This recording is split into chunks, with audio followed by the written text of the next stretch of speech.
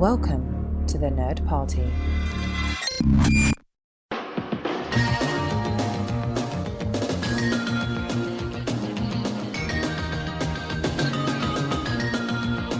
Welcome to Great Shot Kid, the Nerd Party Network's podcast that is dedicated to looking at the influences, impact, and creatives of the Star Wars galaxy. I'm John. And I'm Mike. And in honor of a very special anniversary that just passed, May 25th, real Star Wars Day, we are going to be taking a different tactic here. Mike, you laid a challenge down, and I thought it was very, very intriguing. And I think this sort of topic comes up every so often, but basically, if Star Wars were not made in 1977, but were being made today, who would we cast in the key roles? Yeah, this is something which I've done in the past on my other show, Commentary Track Stars. We did it for Pulp Fiction and stuff like that. And, while everyone sort of thinks of, Mark Hamill, Carrie Fisher, and Harrison Ford in these iconic roles, it has been 40 years. And we do have, prequels and sequels and everything with, sort of like, the new generation of Star Wars stars, but what if it were, to be remade today from the beginning? Star Wars, there's a new filmmaker on the scene, George Lucas, and he's making this movie, Star Wars. Who would you cast? Right. And this is the first parameter I want to ask is just because as I was approaching this mental exercise, I think that one of the nice things about Star Wars that works is, they have the old established actor in Alec Guinness. You have the horror vet, who is a respected actor, but he's not, Sir Grand Moff Tarkin, Peter Cushing. But there are people that you maybe kind of know, but you don't know, right? Like there's a lot of that going on in Star Wars. So I was struggling with whether I would try to steer away from names or whether I would bring some names into it. How did you approach the whole exercise? I kind of threw that out the window in a sense because I guess my feeling was we don't have the wide casting net that they have in these productions. We're never going to find Daisy Ridley. You know what I mean? Right. So right. They're almost all going to be known to some degree or another. And I kind of didn't really pay any attention to that in that regard. Okay. Sometimes something might feel iconic, but, it feel like it needs an iconic, role. But I didn't necessarily think of that while I was fair. casting. That's fair. I mean, it was something where I was just really sort of, going back and forth on it. And the way I want to approach this is I don't want to start with our three leads, with our three main leads. All right. I want to build up to them. Okay. And I just want to instantly throw out there that I did cast 3PO. I did find somebody to be in the suit, or if this were being made today, the mocap suit, because who knows. So I did cast 3PO. Did you cast 3PO in your... I didn't, but okay. I started kind of like thinking about that, thinking like maybe that would be someone who we included if we did this for like Empire Strikes Back or something like that. And I mean, while I didn't come up with a specific person, I guess what I thought of was someone who may be good at physical humor and like physical acting more so than anything else. And, I mean, the person who kind of comes to mind just because he seems to be the go-to for every, role like that would be Doug Jones in this particular That's exactly who I had. Yeah, okay. I was like, there's your go-to. There's somebody who is comfortable being in suits or what have you, and he always brings a good physicality to things. So yeah, he's definitely the clear winner. Okay, so who's your Tarkin? Okay, my Tarkin is, I mean, when I was doing this, the trick that you have to sort of like keep in mind is not really remembering your favorite actors from their most iconic roles, but sort of adjusting for the time differential and the fact that people have aged and everything, and it's really tricky. There are a lot of times where I was like, oh, that guy would be perfect because I loved him in that movie, and then you forget, like, that movie came out 15 years ago. It's Right. not going to work anymore. But the Right. person who I came up with for Tarkin, who I think is a pretty solid choice, is actually a Star Wars veteran, and that wasn't intentional, but I wasn't shying away from it either. It's Samuel L. Jackson. Oh, for Tarkin. Yeah. I like. I will blow up your mother effing planet if you do not give me the location of the rebel base. I mean, I would be terrified of him. And I think in the same way that a lot of people were terrified of Peter Cushing back in, 1977. I wrestled with casting Tarkin. There was somebody I had in the mix, but I pulled him back because I think I would cast him as the Emperor in Empire. Okay. With an eye toward, bringing him back for Jedi. I wouldn't be doing, old lady with monkey eyes and different voice. I'd cast an actor to play it and say, like, well, he's going to come back in the next one. Yeah. But for Tarkin, I guess I stayed in the sort of refined British role character actor, but Ralph Fiennes. I could see that. Yeah. I mean, Lord Voldemort. And so he's used to intimidating people. He also he actually did a pretty darn good job in Red Dragon as a psychopath. But he's a good actor, and he's got that.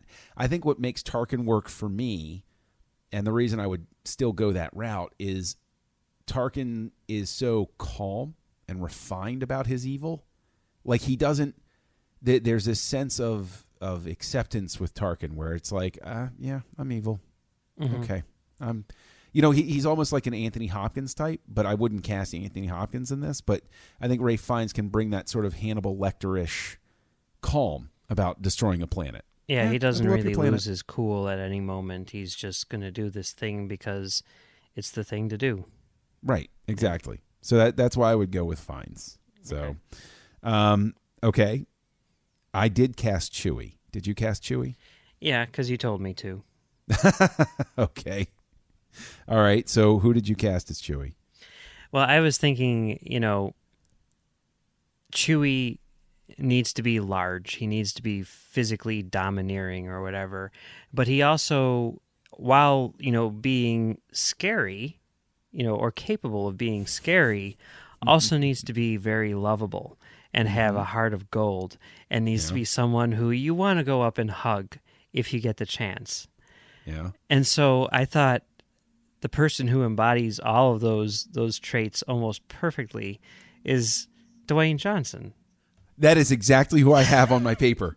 I have Dwayne Johnson because I need to believe. Yeah, high five. I need to believe that he can, in fact, if push comes to shove, tear somebody to pieces. Yes. But at the same time, I'll chill out, have some Corellian ale with him. Just be like, hey, what's up, man? Did you ever see Beyond the Mat? Did we talk about this?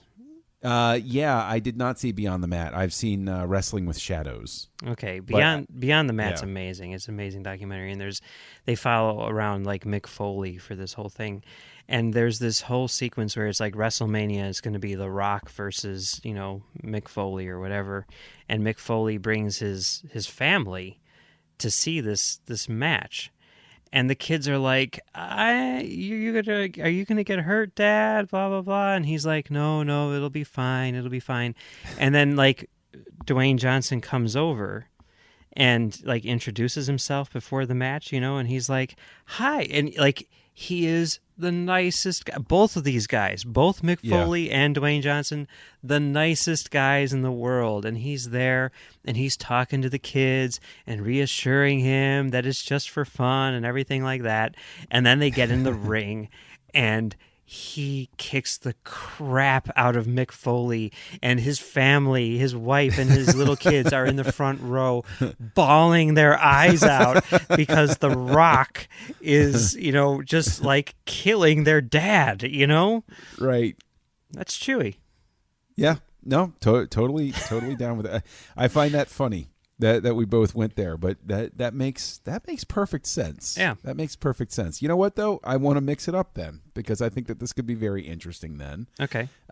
Because everybody's very familiar with when Lucas was casting it, he said, I needed a tall guy for Chewie and I needed a tall guy for Vader. I knew they were both going to be in the suit. To hear Prowse tell it, he was given the choice between Vader and Chewie, and he wanted to be Vader because it was much more interesting to be the bad guy. If you hear Mayhew, he's told the story a couple of times. I don't know if he still tells the story or not, but I heard him in person tell the story once, where he said that he was given the choice between Vader and Chewie, and he turned down Vader because he wanted to be Chewie. And who knows how much of that is, true or false, and how much of it was Lucas saying, I'll give you Vader, like that sort of thing. Yeah. But I will, I got to know who you would cast as Vader. We've found our Chewie. Who's Vader for you? See, the fact that you bring it up and are framing it in this way makes me think that maybe we've picked the same Vader as well. I don't think so. Okay, because this was the first person who came to mind for any of the roles for me. It was someone who, again, needs to be, like, physically imposing in a way that I don't think Darth Vader really was in the first movie. He was tall, but he didn't seem to have that, overwhelming physical domination going on. You know what I mean? Yeah. Mm-hmm. And, you couple that with the idea of, the voice, assuming that you're going to keep the same voice actor as you are the person in the suit, where I don't see why you would, and all this stuff. And the person who I think is clearly a perfect choice for Darth Vader is Vin Diesel. That is so interesting. I did not go with Vin Diesel. Okay. That is a good choice. I might have him do the voice. That would be pretty cool. I did not go with Vin Diesel. I came within a hair's breadth, staying in the pro wrestling realm, of going with Dave Bautista, but he's not tall enough for me. See, he would almost be more Chewy to me. I mean, maybe I'm just reflecting on Guardians, but yeah, he's very lovable too. Yeah, he does play, but he also played a great Bond villain. Yeah, you got to give him credit for that. But yeah. I would actually go with Ron Perlman, because you got a big guy who's comfortable in suits and makeup and stuff like that, who knows how to use his body and his size to convey. I mean, we just watched Blade 2 a few weeks ago, and there's a guy who can impose just by standing still. Yeah, I could definitely see Ron Perlman doing that for sure. Yeah, he'd be really good. And if you don't want to get rid of the voice, he's got a good voice for it too. Mm-hmm. Yeah, no, he could really definitely does. do that. Yeah. So, I mean, basically, I feel like I'm making Guillermo del Toro's Star Wars by having Perlman and Jones in there. I'm like, well, hey, it's a Hellboy reunion. Yeah, and I feel like it's a Fast and Furious movie for me, but that's okay. Yeah. Okay. All right. So let's start to get into what I think are choppier waters, harder to cast waters. Ben Kenobi. Did you have somebody out of the gate, or did you get there eventually? Like, Obi-Wan, Ben Kenobi, iconic role, roots the whole thing. How did you get there? Who did you end up with? Yeah, this was tough because, the way that he's presented in A New Hope feels a lot older than it seems like the character should be based on what we see in the prequels. So I kind of had that in mind when I was looking at, sort of the age range for this. And there were a number of people who I thought would be perfect, but were a bit too old. I mean, the one guy where I'm like, oh my God, he would be the best. He would absolutely kill in this role was Takeshi Kitano. And, then I'm like, looking at his age and stuff like that, and I'm like, yeah, he's about 10, 15 years too old to play this role at this particular point in time. And the person who I finally settled on, who is obviously a very accomplished actor, and who, I really, really love, but at the same time, I'm kind of disappointed in that it seems so sort of like standard, but would obviously do a great job in the role is Bryan Cranston. Bryan Cranston. Yeah. Oh, I like that. Yeah. I like that a lot. That's a good choice. I like that. You can kind of see he's been through some stuff, Yeah. but at the same time, he could be a teacher for Luke. Right. Well, Yeah. yeah. I mean, Bryan Cranston is good at conveying a hard edge, but having sort of like soft eyes. Like you can see a soul in those eyes where it's like even if he's being tough, you can tell that it's experience has built him up to this point. Yeah, and he feels like, were he 20 years younger, he could fight in a war, Right. Yeah. Yeah. I could easily see that. What's interesting is when I was first casting Kenobi, my thought actually, because Rogue One wouldn't be there, Donnie Yen was the first name to pop into my head because he essentially plays a riff on Kenobi in Rogue One. Very much feels that way, and so he seemed a natural fit, but he seems too spry to play Kenobi. And so I wanted to get somebody who had a little bit more of a regal bearing, and also I did want to cast an Asian actor because I know Lucas did too, and that's probably influencing some base part of my brain, and so I went with Ken Watanabe because he just yes, okay, because of Last Samurai. Well, no, yes, he plays a samurai, but at the same time, he is, I'll never forget Nolan saying about him, he just exudes movie star.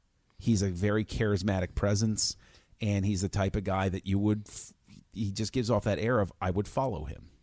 Yeah, Last Samurai would have never entered my brain. Don't talk ill of Last Samurai.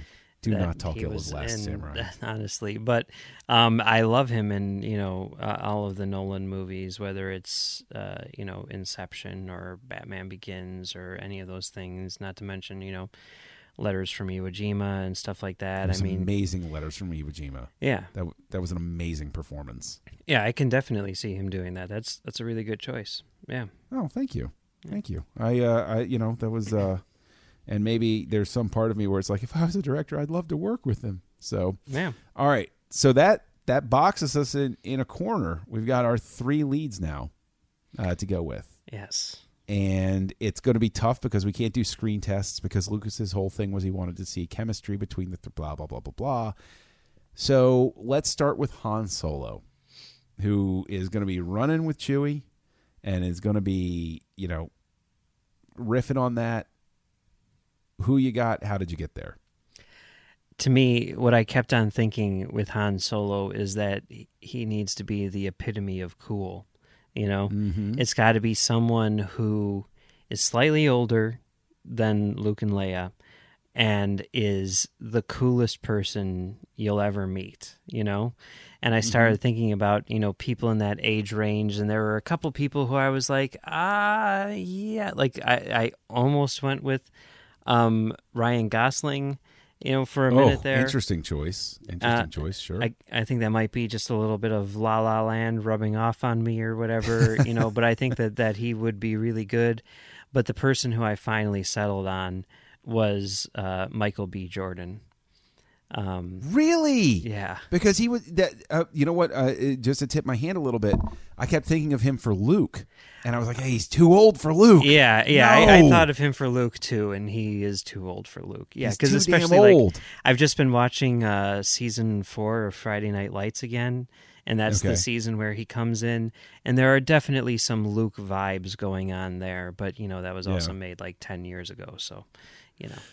That's a great choice, man. Yeah, that is a really great choice. And the thing is, I have sort of had sort of a problem getting to Han because I actually talked about this with my wife after I explained the concept to her a couple of times, and her response always was, "Why are you doing this again?" Yeah, like you're a bunch of nerds. Just work with me, okay? Please, just once. Listen to some of these ideas. But actually, as a note, when I said Dwayne Johnson for Chewie. Yeah, okay, that works. I was like, yes. If even she's on board with this, I know that's right. But she actually threw out there for me Chris Pratt, and I was like, that's a little too. Yeah, I'm like, that's about as on the nose as you can get, right? And I am going to, because in our fictional little thing here, I am going to weigh in that Chris Pratt's too well known as Star-Lord, and Star-Lord is essentially Han Solo. I don't want Star-Lord in my movie. Yeah, because people are going to see that and they'll be like, "Oh, you just put Star-Lord in there." No, I didn't. But he would have been great. He would have been perfect for it. Yeah. And I, unfortunately, because he's just a little too old, I had Michael Kenneth Williams in there. Yeah. Omar from The Wire. Yeah. And he, but that's what he's best known for. But he's a really good, charismatic actor. I've seen him play funny. I've seen him play cool. I've seen him play laid back. But I might still cast him because if I'm coming into Star Wars and things are so in flux, yeah, you have the love triangle thing in the first one that's sort of being set up. It's just tough for me not to have age play a factor in that because he's 50 now, or 51, however old he is. He's just a little bit too old for it. Now Harrison Ford was in his early 30s, but that's that 20 years is a big jump. Yeah, it is. Because you got to think about he's still going to be, in the future, a love interest for Leia, and Leia's got to be like 20 years old. Like that's almost set in stone. Does she though? Well, I guess we'll find out. But yeah, we'll get to that. But I agree that he's a little too old. Interestingly, though, we will get to see him in real life interact with Han Solo, most likely, since he's going to be in the Han Solo movie. There you go. That's perfect. And I mean, Woody Harrelson, were he younger, would be perfect. Yes. In the role as well. And I would also say that who I wound up with was John Krasinski. I cannot see that. Know. I'm sorry. You can't see that at all? No, he's no. Why can't you see that? No, I want to hear. I mean, this is us. We're casting the movie. Walk me back from it. He's a little too, I think, stuck up in a sense. Like every time I see him and everything, I'm like, okay, I don't know what it is, but I don't know if I really get that. I could be, this is all just my impression of things and things that I've seen him in, and I'll fully admit, like, I've only seen like 2 episodes of The Office, so that takes out a lot of stuff, right there for me. And I mean, I honestly, like, someone who I considered for the role, briefly, and someone who I think would be much better for it would actually be his wife, Emily Blunt. Oh, so doing a gender flip. I seriously considered that, with Han. I think maybe because they did that when they did the live read of Empire, they gave it to, what's her name? Yeah, the one from Juno. Yeah. I can't think of her name right now either. Yes, but and I'm like, oh, that's perfect. But like Emily Blunt, I think she'd be perfect in a lot of ways. She's way cooler than John Krasinski, by the way. Interesting. I don't know. No, I see him as being sort of a little more. I like that. He's not. He doesn't seem at all smooth. He doesn't seem at all. It's going to be interesting because he's playing. Wait a minute. Not even in 13 Hours. You didn't think? No. You didn't. Okay. And I don't know. He seemed pretty in command and everything in that one. I guess I don't know. That movie was so weird in so many ways. But whatever. This is just a bizarre movie. You're a monster. I thought that was okay. Whatever. But it will be interesting though, and it is funny that you should mention this because he has been cast in another Harrison Ford role as Jack Ryan in the new TV show that's going to be on Amazon. That validates my choice. Maybe. Not at all. Do you think? Maybe. Do you think Ben Affleck would have been a good Han Solo? Oof, that's a good question. Because he played the role too. So, actually, I could see Ben Affleck. I could see a young. I could see Ben Affleck if he were a little bit younger, which breaks my heart because I think I'm pretty much the same age as Ben Affleck, so which is really disappointing when you look at my career. But yeah. Well, okay, all right. So let me throw a couple of others that I had in reserve here because I want to be happy with my cast. All right, I'm still not. You haven't talked me out of Krasinski. Okay. All right. But another name that's up there is Joseph Gordon-Levitt, just because I love everything that he does. But he's too small. He's too I don't get Han Solo. I should feel like if his gun doesn't work, he can punch the hell out of somebody. Hey, he had a You pretty know, commanding presence in Dark Knight Rises and in Inception. well, that's true. He did. I'd want him to bulk up a little bit. He probably could. Okay, I think that he I could do could, that. I I could bulk him definitely up a little like him bit, more but than Krasinski. Yeah. okay. And what about Christian Bale? Because I can't talk about casting anything without talking about Christian Bale. No, he's too serious, and he's too like full of himself in a sense, and I think he's too old. Too old. Okay. I think maybe All not, right. but yeah, All right. no, I Okay. can't see him. Sorry. Okay. Well, this is going to be interesting because I think I'm going to need your help with Luke and Leia. Because Yeah. Luke and Leia, see, this is something that I realized, and I want to say this real quick. Something that I realized about The Force Awakens, the three leads that they cast, John Boyega, Daisy Ridley, and Oscar Isaac, are perfect as Luke, Han, and Leia. Yeah. Like I look at them and I'm like, wow, damn, they nailed that one. Yeah, I'm that like, that is true. geez. Any of those, and I actually did think about all of them for those respective roles. I have to say, yeah, Yeah, yeah. All right, so with Han, maybe you've talked me out of Krasinski and toward Levitt, but all right, let's build to Leia. Okay, Luke. Who's your Luke? see, this was really tough because I basically was thinking like it's got to be someone 25 or younger.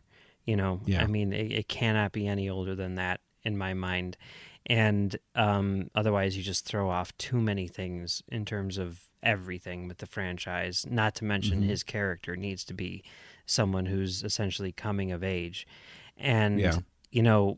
I don't watch nearly as much, sort of like uh, teen television as I used to, which I think is where you would find most people of this age. Mm-hmm. I'm not caught up on Riverdale or any of these things, and Right. because of that, like it's shocking. I mean, for everyone who talks about Hollywood being so young, it was really hard to come up with people who are under 25. You know, Yeah. and the person who I came up with, just in doing a rather extensive, I was doing like Google searches for like Yeah. actors under the age of 25 and everything. The person who I came up with, who seems to be, I think, pretty solid, and hey, he just got an Oscar nomination this year, is Lucas Hedges, who was the kid in Manchester by the Sea. Okay. I haven't seen Manchester by the Sea. It's on Amazon Prime now. Check it Yes. out. It's good. It's depressing but funny. It's a solid movie. Okay. No, okay. So you go with Lucas Hedges. Okay. For me with Luke, like you said, we don't have a wide enough net to go and find, undiscovered talent in our little exercise here. But somebody that I wound up being drawn to actually was, and forgive me if I mispronounce his first name, Shameik Moore, who played the lead in Dope. Oh, okay. Yeah, He's young enough. I think he's got a good energy to him. Yeah. I like his smile. I like his like the personality that comes through in the role that he's playing. I could believe him to be a kid who isn't quite accepted by, Cammy and Fixer and wants to get out of his town. Yeah. So I could buy that with Shameik Moore. The thing is, that puts me in a box with the casting of Leia. So my other thought winds up being Tom Holland, because he's very young, and we've seen with Spider-Man that he can play that. But then again, if I'm going to discount Chris Pratt because he is Star-Lord, do I want to cast Spider-Man as Luke Skywalker? Yeah, that's a tough the one. problem with that for sure. I mean, I saw Tom Holland pop up there too, and I was like, I loved him in that scene that he was in, and Civil Right. War. But it's not the same energy that I would like from Luke, and also you can't cast Peter Parker as Luke Skywalker. It's too on the nose.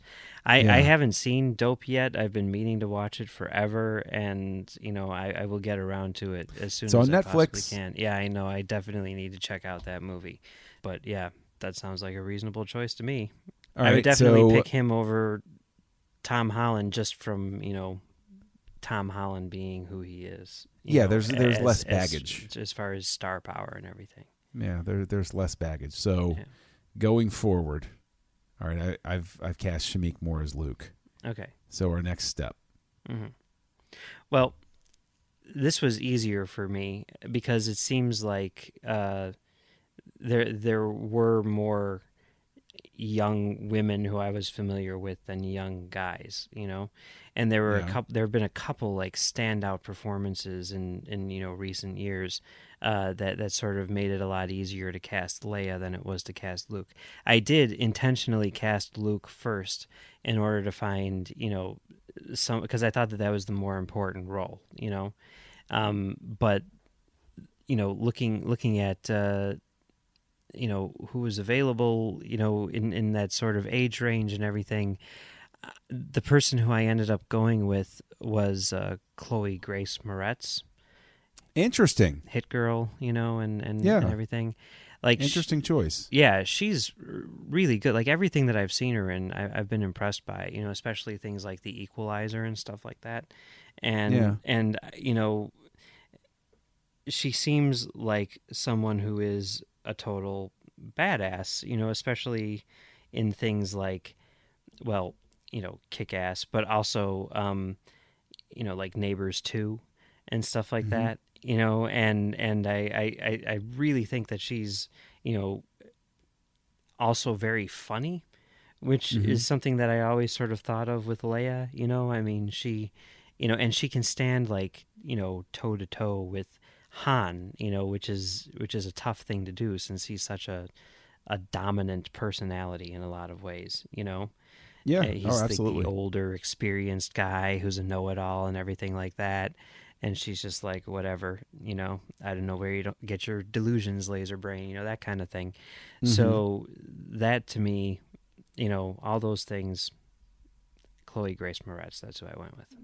That's a pretty good choice. The thing that I find difficult is that the person Luke and Leia, I go back and forth. Lucas did not cast these roles saying they are twins. He did not cast these roles that way. He also did not necessarily tell 20th Century Fox, which released in promotional materials, age differences between Luke and Leia. Yeah. And those sorts of things. And so it becomes very difficult for me because here I've got Shamik Moore as Luke, so it's like, oh, well, I have to find a black actress, right? Mm-hmm. But seems reasonable. Well, yeah, if I'm going to make them twins. But if I'm truly making Star Wars today, and I'm only concerned about the chemistry, is that really going to be a factor? The twins thing is sort of in the back of my mind, but I haven't committed to them being twins. They could be brother and sister. It could be any sort of thing. It could be any sort of they could be stepbrother and sister, or maybe they're not related at all. Who knows? These things are still up in the air. I think in some ways you have to kind of lock yourself into the mythology if you have this idea going forward. You have to do what Lucas pretended to do and have a plan from the beginning. Okay, look, I wasn't saying my thing to take a dig at Lucas as you may have just done, you monster. Because the thing is, I went for, instantly in my brain, I went for Alicia Vikander. Because I think she can play younger than she is. She was born in '88. Okay. But again, if I'm going to keep it in reserve that Luke and Leia could potentially be twins, then that only works if I cast Tom Holland, right? So even then, it puts doesn't work. I don't think. Nah, maybe we always make sure he's standing on a platform and she's always in shadow. I don't know. We find a way around that. But the thing is, I had a a real tough time, but I think I wound up with Zoe Kravitz if I'm going to go with Shamik She Moore. seems too old too, right? Is she too old? How old Because is I know she? she was in those Divergent movies. Is she, but Okay, she was yeah. No, like she's Vikander, same age. So she was born in Yeah. '88. So if I'm gonna entertain the idea of Vikander, it's all about how old they look, not how old they are. Yeah, I wouldn't. I don't think either of them. I mean, Vikander is like running around like chasing Jason Bourne in that last movie, and everything like Yeah. that. Like, I don't think. I think both of them are too old. Okay, both of them are too old. So help me out here. Boy, I don't know. It's definitely something that I would have to think about. Like I said, I was having a lot of trouble with people in that age bracket. I mean, the thing is, you have Keke Palmer, who is 21 right now. She was Aquila in the Bee, right? Which is way in the past, but Yeah. she's been in a couple of other things, but she's not a huge star. So she doesn't have the baggage that would come along with that, with being too well known. And if I'm not going to go with Zoe Kravitz because she's too old, I mean, it really is the age range thing. You know who would actually probably be good, come to think of it, going back to, well, actually, I didn't even realize that she's in Dope, but I was thinking back to Neighbors 2, Kiersey Clemens, who she was in Neighbors 2, she was in Dope, she's playing Iris West in the Justice League and Flash movies. She played, Okay. I guess she was the female lead in Dope, Dickie. That's who she's listed as in the... Yes, that's there's a thing that'll make sense. Okay. When you see it. I mean, it just coming. I mean, and the only reason why I thought of that was because I was thinking of Neighbors 2 with Chloe Grace Moretz, but I guess she's the first person who comes to mind. Okay. Well, you know what? I think this would be a good time because obviously we've had a lot of fun with this exercise, and we're not necessarily sold on our choices 100%. We could be swayed one way, or at least I could be swayed on a couple of these. So let's put the call out. If you're listening to this and you might be frustrated. You might be saying, well, no, you can't cast that person, or you need to cast these people, or this would be the perfect Han Solo. And you can't use David Duchovny because he would have been perfect back in the early 90s, but he's not perfect now. Yeah. Or Kyle MacLachlan. He would have been perfect back then too. Doesn't count for Han Solo anymore. But, if you have your own opinion on this, reach out to us at thenerdparty.com/contact and drop a line to Great Shot Kid. You can reach out to the network on Twitter at Join Nerd Party and use the hashtag Great Shot Kid, and it'll come to our attention.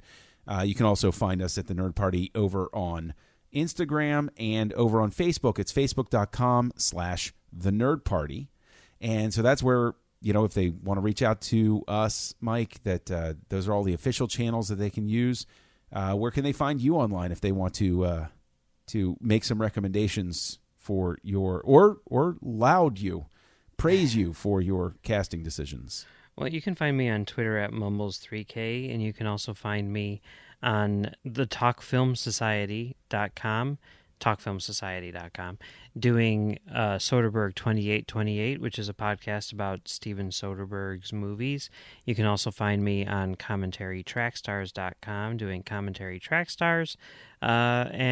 Hey, yes, by the way, check out CommentaryTrackstars.com because just a couple of days ago, for the 40th anniversary of Star Wars, we released a Rogue One commentary. So head on over there. And you can also find me on Trek.fm doing a show called Stage 9, where we look at the people who make Star Trek with you. That's right, with me. I'm over on Stage 9, and I'm having a grand old time, let me tell you, because we have a lot of fun over there. You can also find me right here on the Nerd Party Network, co-hosting Aggressive Negotiations with Matthew Rushing, which is the nitpicky corners of the Star Wars galaxy. We have a pretty good time there. We actually just did a 2-part series where Matt and I talked about our most personal memories having to do with Star Wars and what it's meant to us. And you can find me co-hosting Words with Nerds with my pal Craig, where that is completely free form, and we are two friends who like to be very mean to each other. And if you want to find me out there, I'm Kessel Junkie. Just whisper it silently on the wind, and I will show up like Batman. So thank you for joining us for this, and join us next week when we take a look at a director who was considered for Return of the Jedi, but it didn't work out for multiple reasons, one could say. And we're going to look at the work of a contemporary sci-fi piece that he did, Dune, when we will be looking at David Lynch.